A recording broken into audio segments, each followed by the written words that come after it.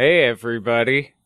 Hey, guys. We, had some fucking shit going on. Got some news for you. So, this was supposed to be our super special fucking crazy 10th episode extravaganza. And, in true fucking podcasting fashion, this is like a curse or something. Yeah. Totally, man. We had a super special guest host on, and his audio fucked up after, 13 minutes? Yep. So we're doing this new intro. I don't even know what we're doing anymore. Yeah, we're doing an intro to say we're sorry that this episode's going to be really weird because we have to put like 4 different audio tracks onto one file. So it's like the Frankenstein's monster of fucking cyborgs and dragons. Yeah, so I mean it's still a good episode. Everything is really funny. It's just going to be a little off. So I really appreciate you guys sticking around for the whole episode, and thanks for listening. Yeah.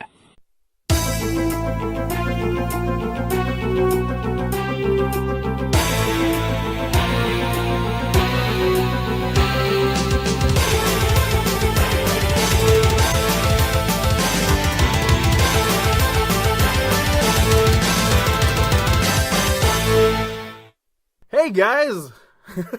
Hey guys, this is fucking episode 10, a very special episode of Cyborgs and Dragons. Who would have thought we'd make it to fucking 10 episodes? It's a lot of episodes. It is a lot of episodes. I don't know what to say now. My name is Damien Taco Beans.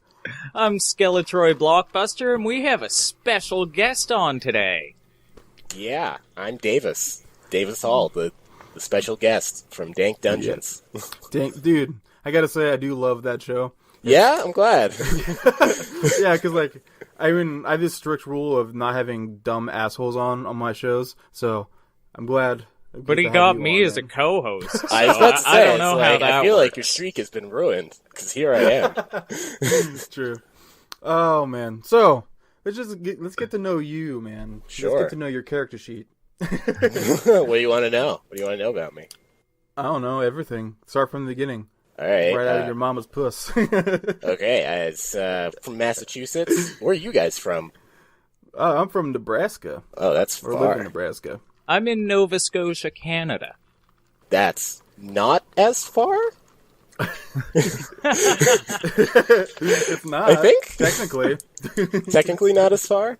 But yeah, I'm from Massachusetts. I'm currently a Rad. student at University of Massachusetts. I study astrophysics, and I build stuff. So you're overqualified to be on this show is what you're saying. No, I'm underqualified. Well, I don't know. To me, it sounds like a perfect fit. Like an astrophysicist that plays Dungeons and Dragons. True. You got all the bases covered for this fucking show. Yeah, I can understand that. I think pretty much all the people I know in astrophysics also play Dungeons and Dragons, so, you know. That's awesome. That is really cool, man. So yeah, if you don't know what Dank Dungeons is out there, all our fans, it's a YouTube show where you get to watch people play Dungeons and Dragons, and you probably wonder, why would I do that? Because it's hilarious. Yeah, it's pretty awesome. Some of the monsters that they've come up with. Yeah, Lex has a very good mind for that, for making up some crazy monsters. Him and Dan are very good at that. And we're, the three of us are just goons, and that just lends itself. It's like you got some goons, you got some creative story and monsters, and it just kind of works. Yeah, dude. So is that your favorite part? Because would you rather be the DM, or would you like be just a character? I like being a character, just because I get to be lazy. Pretty much. Pretty much is it. I don't have to worry about anything. I don't have to worry about continuity or well-flowing stuff. I get to do We whatever I don't want. worry about that on this show. So. Oh man. So I don't know. You guys just want to get into it since we've met the myth, the man, the legend. The myth. Oh yes, I am a myth. I am a legend. Right, Nobody let's knows. get into it. All right.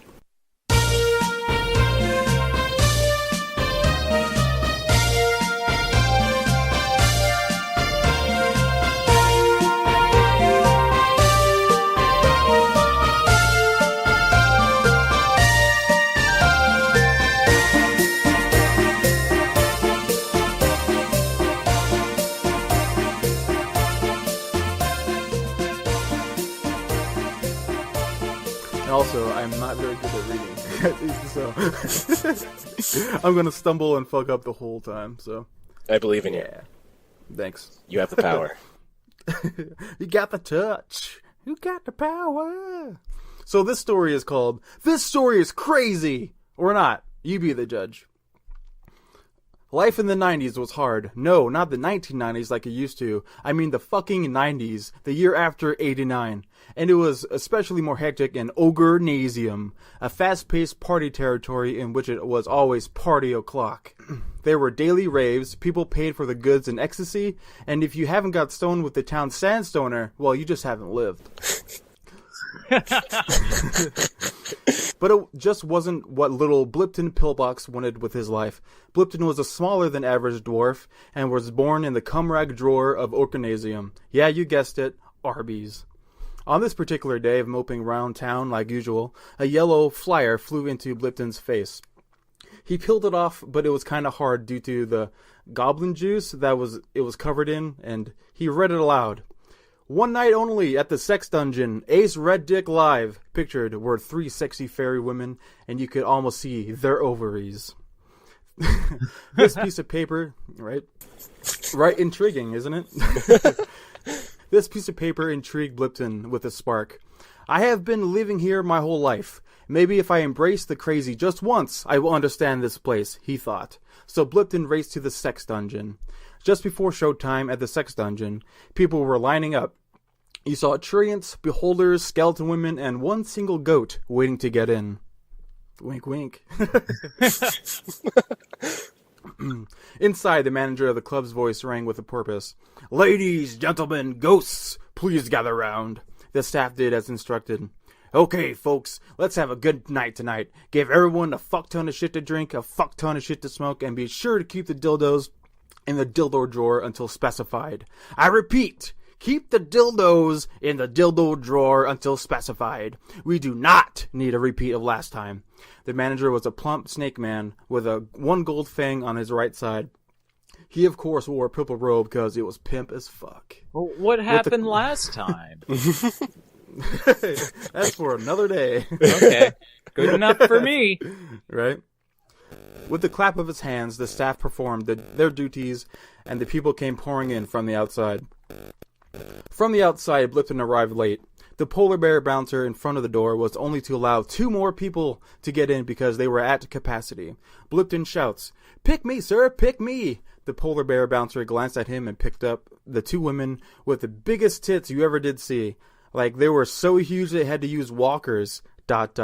One for each boob. Walkers plural. Yeah, I know. Blipton slouched on the curb and sighed.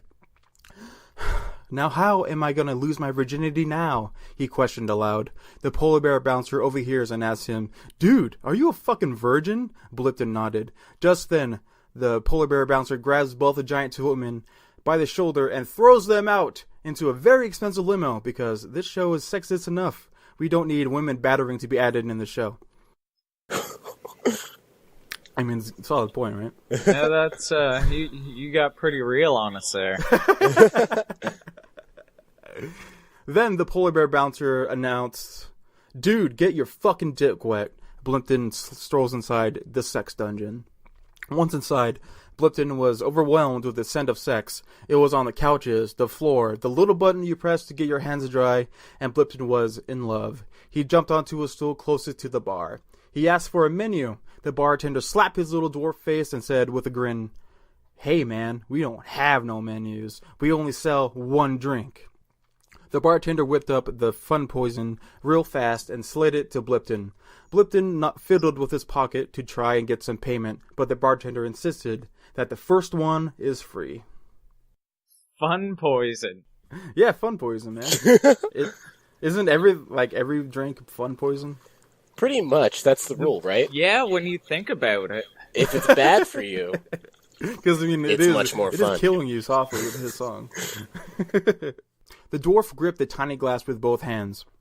The liquid inside was blue at first, then green, then red. With every passing second, the liquid changed a different color. Excuse me, sir, why is it changing colors? Blipton asked the bartender again.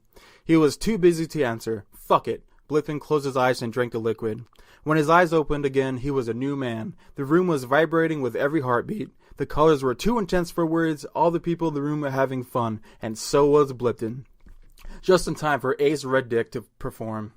On stage was a 20-foot black curtain with candles lit around the rim of the stage. Over the speaker rocks came a smooth and sultry voice. Are you ready for the craziest show you'll ever see? The crowd went nuts. Tonight is the night for Ace Red Dick, the sexiest Minotaur in all the land. The curtain began to move a little bit. Oh no, I don't think you can handle it, the voice asked. One lady, gelatinous cube, answered, Yes, I fucking am! The curtain moved. The curtain moved a bit more and more along the Z-axis, and more in a cylindrical shape at the crowd, and more until the curtain sloped down across the object to reveal a masterful 500-foot penis. It was glorious, smooth, not one single blemish, and attached was Ace, with his Minotaur goatee shaved perfectly and his horns polished to reflect the shine of the room lights. He sang, Everyone come take a look at my penis. Everyone come take a pic with my penis. Yes, indeed, the biggest one you will ever see. Everyone come take a look at my penis.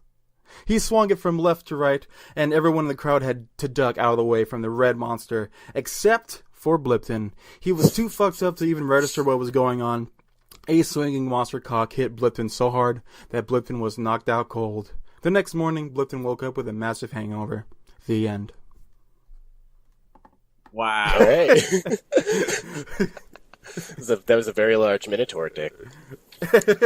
Well, yeah, man. I mean, he's the star of the show for a reason. Oh, it's because of the massive Minotaur dick, I'm sure. Yeah, makes sense. Yeah. Makes sense.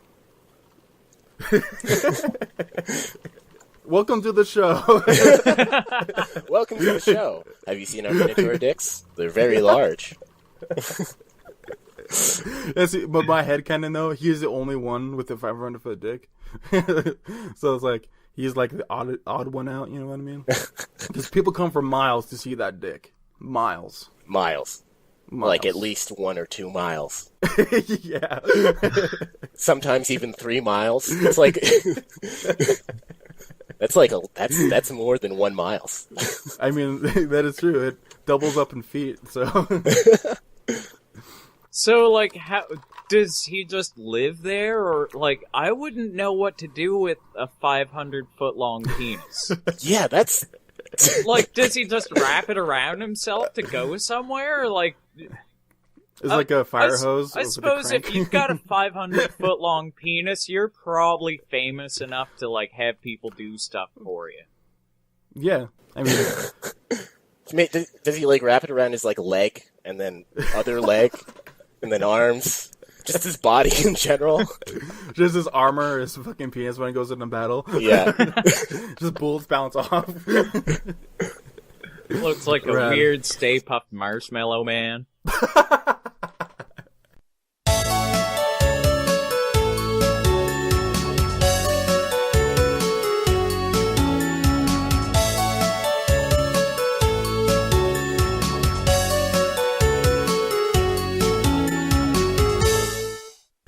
Because I'm a dork or doofus, I totally fucked up the recording, and now here I am, re-recording my story without anybody else. Alright, so this is the story by Davis Hall and Lance. We are from Dank Dungeons, and the name of the story is The Mini-Tour of Doom. The camera pans over the techno desert as skyscrapers made of futuristic wood stuff pop into view. This is the magnificent Drow City of Wonder, Detroit. The camera pans in to find that the roads are filled with Detroit citizens riding cyber steeds home after a hard day's work. This is where we join our faithful hero, Darnell, on his way to meet his steadfast companion, Dan Harmon, at their favorite dive. Darnell is feeling most tired after a long day at the old grind, and the camera zooms in even further into a close-up. This makes Darnell incredibly uncomfortable. Anyone would be having a camera drone hover 4 inches from your face. Those razor-sharp propellers spinning at a brisk 75,000 RPM tear a dude's head off. For real.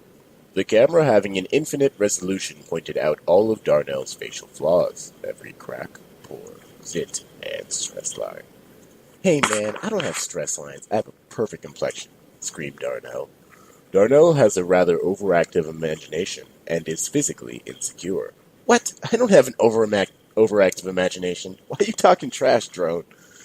He also has an overactive bladder, pees like a 700-year-old drow. As Darnell turned the corner, he could see the bar across the street. Man, you narration drones suck, Darnell mumbled flamboyantly as he made his way in the direction of the bar. The sign above the bar read, Sam's Place, and Darnell headed inside the seedy tavern, happy to finally let off some steam. The camera followed close behind, nearly trimming the hair on Darnell's head. As he entered, he saw his faithful compatriot, Dan Harmon, sitting at their usual booth in the back. The bartender, Sam, was eating what looked to be a very tasty burger behind the bar. Yo, Danny, said Darnell as he approached the table. How you living, dog? He said while sliding into the booth. Life's treating me well, Darnell. How was your day? Terrible, man. I got sent back in time at work. They cover that in your insurance? If they don't, you can sue. Darnell worked at the Museum of Small Old Labyrinths as a temporal engineer. The museum boasts the most accurate, realistic, small-sized recreation of old labyrinths via temporal science magic. Hey, is this drone gonna explain what's going on all the time? Interrupted the weak-jawed Dan, ruining perfected exposition. Seems that way, responded Darnell. Anyways, let me see what happened. So let me tell you about what happened today, continued Darnell. I was in the museum calibrating the temporal field managers when one of the Minotaurs walks in. The Museum of Small Old Labyrinths had the best Minotaurs around. So around the corner comes Michael with the Minotaur. The part of the museum had been closed for weeks for calibrations to be made to the temporal engines. As Darnell said that, the drone hummed and opened a portal into the past so we can watch the story in real time. Michael, a djinn with the most apathetic Minotaur guide you could ever see, floated toward Darnell in the museum. Darnell was next to the Crete exhibit tinkering with the temporal engine, and Michael was trailed by the most stereotypical tourists you could imagine, all of whom were carrying a dripping chocolate ice cream cone. Unfazed by the sudden appearance of the camera drone, Michael and the Minotaur marched towards the Crete exhibit with no intention of stopping. Whoa, whoa, whoa! Everyone stop, yelled Darnell. His words fell on deaf ears, however, as the tour group surrounded Darnell and the exhibit, ignoring the engineer and the delicate time engine he was working on. The mini-tour group pushed up as close as possible to see the miniature hologram of the Crete labyrinth that sat atop the engine. You guys gotta stop crowding me. The temporal core is exposed and we don't want to damage this. The time magic science ain't shit you want to fuck with, yelled Darnell, again falling on deaf ears. Darnell was never much of a public speaker. Yo, where did that drone come from? And what the fuck did it just say about my public speaking? The phrase yelled by the uncharismatic Darnell continued to have no effect on the tour guide or on the tourists.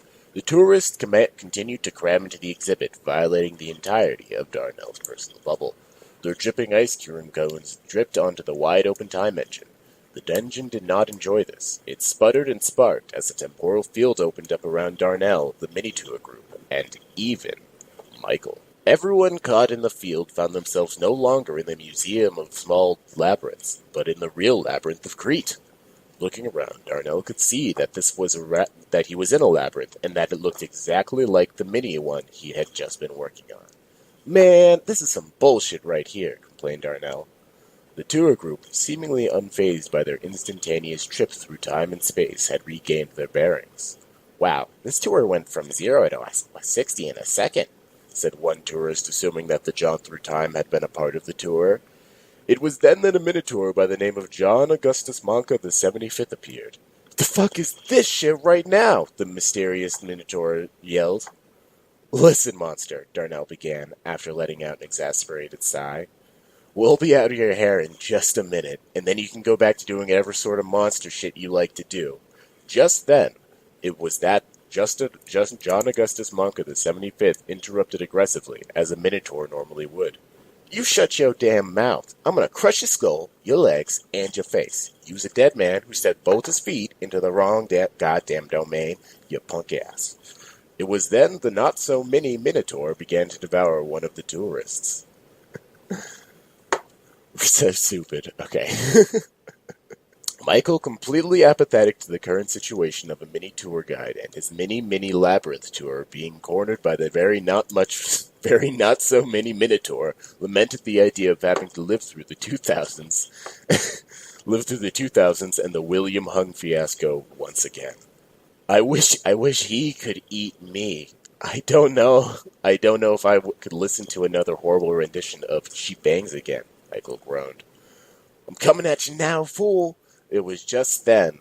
John Augustus Monka, the 75th, grabbed another tourist and started ripping them to shreds. I'm John Augustus Monka, the 75th, bitch! The not-so-mini Minotaur screamed.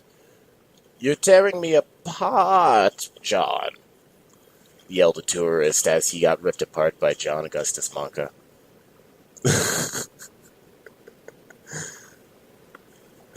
Hoping to take advantage of the nearby gin powers. Michael, I wish we were in the present, screamed Darnell with zero tact. Everybody stopped in their tracks and stared at Michael.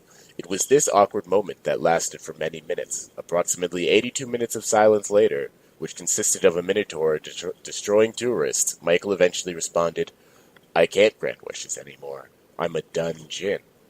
In the monotone voice, of course. Deep inside this wishless done gin lay the heart of an adventurer. You could say that the adventurer within the dungeon was searching for a dungeon to be within. Suddenly, all of the tourists, Darnell and Michael, began to disappear. This included the many tourists who were already dead from being eaten and torn asunder. They reappeared in the Museum of Detroit 4,564.65 years later. What the fuck just happened? Yelled Darnell, completely misreading the room. It was in that moment that the drone disappeared into a time tunnel back to the present. Oh shit, the drone's back! Yelled Dan, as the easily startled. Darnell also peed his pants a little bit. I did not pee my pants at all. You trippin', Drone, said Darnell. Drone, you trippin', added Dan. As a matter of fact, the drone had been trippin'. It was at this moment Ezekiel 25:17 could be heard from behind the bar. It could be heard being said from the bartender, Sam, as he shot the drone with his Star Model B45mm handgun. The drone exploded into a shrapnel of metal and technology as sparks went everywhere. Boom! Because the drone is dead now, I get to be the narrator, yelled Dan Harmon. As I am Dan Harmon, and I yelled that. Watch Rick and Morty, I am the real Dan Harmon. I will take the fake Dan Harmon's place. Bow before me, I am a god. Hashtag praise me. The end. That is the end of our story. I hope everybody enjoyed it. It's pretty stupid. It's very stupid. And I'm not very good at telling stories, but we had fun writing it. And I had some fun reading it. Reading how stupid we were. Alright. I'm from Dank Dungeons, and we're doing a new season this summer. So you guys should watch that. You can find us on YouTube. It's pretty easy. Just type Dank Dungeons. I think we're the only ones with that name. So, have a nice night, day, morning, or whenever you happen to be listening to this.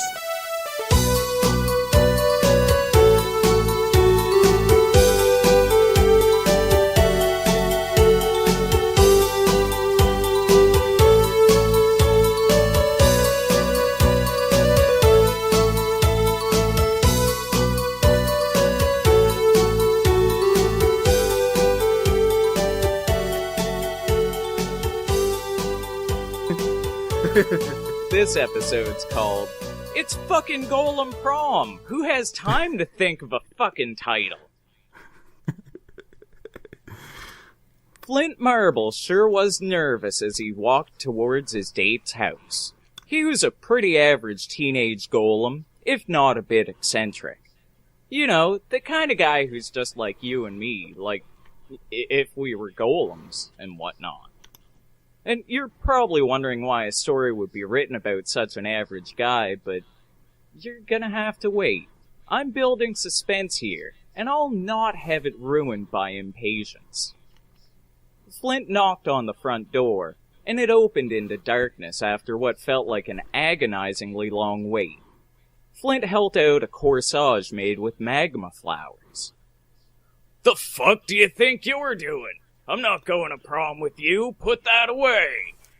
Flint jumped back, startled. Oh, sorry, Mr. Quartz. You know this corsage wasn't for you," Flint said with a chuckle. "What?"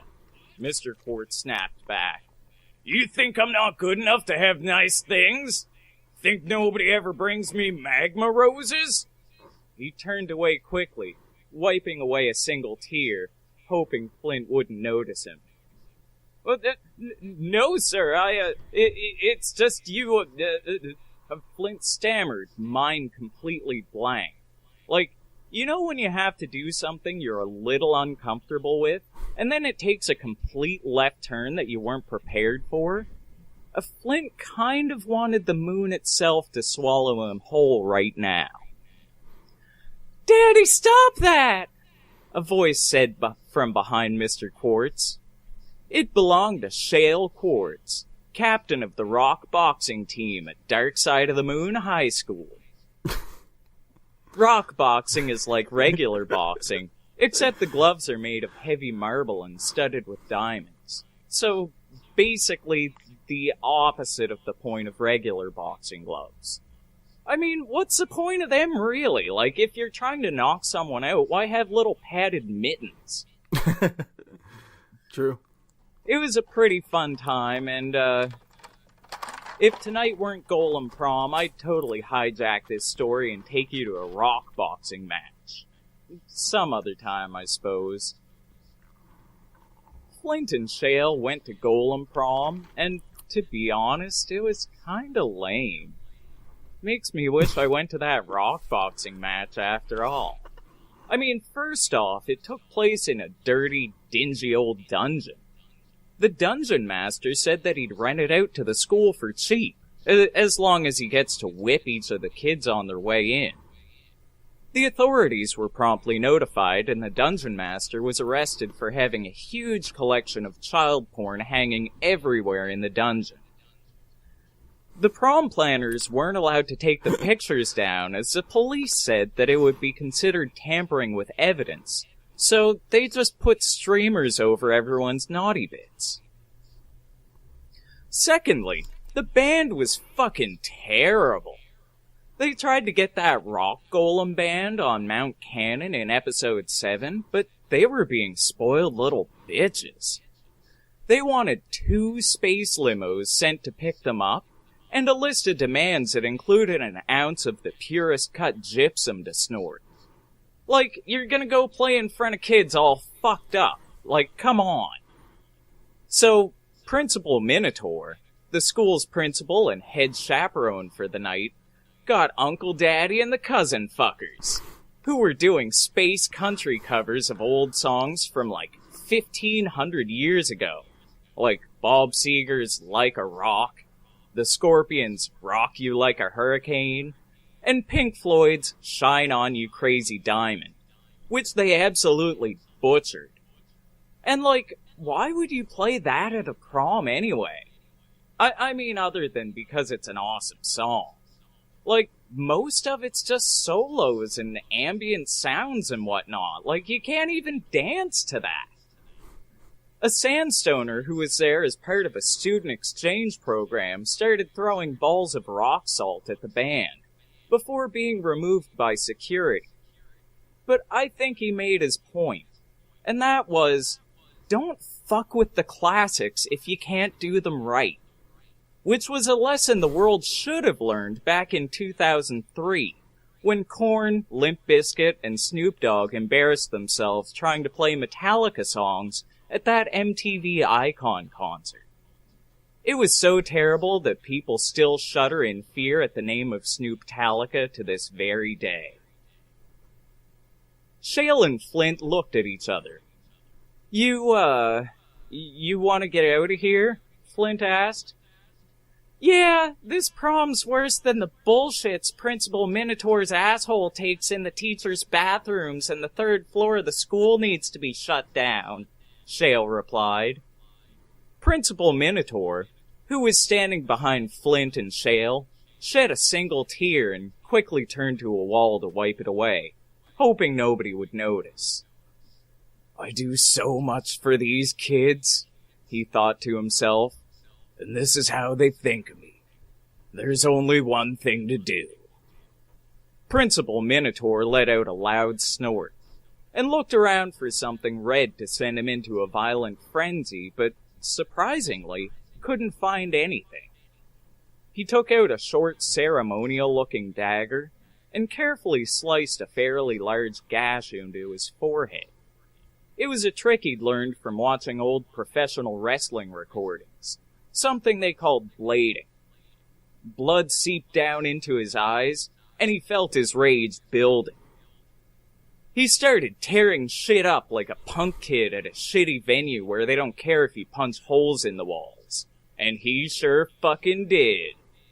He busted through the wall of the dungeon like the Kool-Aid Man from the moon's hell, running full speed at Flint and Shale.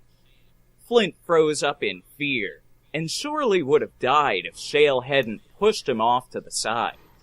She quickly spun around on one leg, readying a fierce roundhouse punch as Principal Minotaur bolted toward her like a runaway train. When the two collided, it sounded like an explosion, and everyone turned to see them looking like one of those anime scenes where two warriors go for the killing blow, and are just kind of standing there motionless, back to back a few feet away from each other. Everyone gasped as the background music swelled, indicating the audience should be just as invested as the characters watching. Principal Minotaur fell over, not dead, but close enough to being so that he shit himself. Police came along and put up lines of police tape, and the entire area was evacuated, much like Principal Minotaur's bowels. The end. So that's just a normal time at prom then? Yeah, that's like the shittiest prom ever. I don't know. I don't know how to feel about that. Because, like, there's just so much information. Like, you know what I mean? Yeah, I know. For whatever reason, I didn't go for, like, the lowbrow humor very much in this one. And it, you can tell me you're disappointed. I got thick skin. At all. For some reason, I thought you said, yeah, I have dick skin. On my dick. And in a jar in the closet. That's just dark, dude. This is a kid show. Wait, what? Nobody ever told me that. We need to do a PG version of the show, though, sometime. It would just be like... awful. It would just be us just, I don't know, talking about sandwiches for an hour. It was pastrami, or was it rigatoni? That rigatoni is not a sandwich. It was a foot long, but no innuendo because this is a kid show.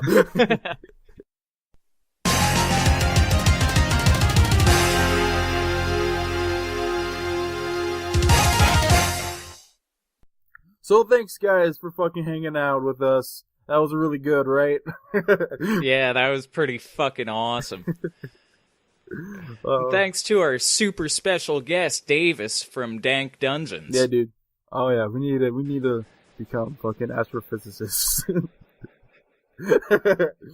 But yeah, guys, if you don't know, check out Dank Dungeons on YouTube and Twitter. They're at Dank Dungeons TV, I believe. They have the whole first season of Dank Dungeons, and every episode is like over an hour long, so it's just it's a really good popcorn time. And then there's season 2, they're going to be filming soon, so fucking get caught up and fucking watch season 2 when it comes out. It's really fucking great, really fucking awesome. Thank you, Davis, for coming by, and thank you, Dank Dungeons, for talking to us, man. Who would have thought? I know, right? Do all the usual things. Fucking follow us at CND underscore podcast on Twitter, then CND podcast no underscore on Facebook, iTunes, Stitcher, almost every podcast outlet you will find us. We're also on YouTube at Cyborgs and Dragons, and leave us a prompt on any of those media pages, Twitter, Facebook, or YouTube. We'll see it. We'll get you written down on the giant board of prompt ideas. And if you can't think of a prompt, just send nudes. Yeah, I mean, who doesn't like nudes? So thank you so much, everybody, for sticking around this 10th special extravaganza episode. And the prompts for next time. They are what are they? As seen on TV. Yeah, thank you, Davis, for giving that suggestion when we're on air, but then your side fucked up, so thank you. And the other prompt is comets. Comets! That's gonna be so fucking cool. Can't wait to write that story. Yeah, it's gonna be fucking awesome. So we'll see you next time. Yep, yeah. Well, I don't know why I'm dying over here. It's the fucking curse of podcast, man. I told ya.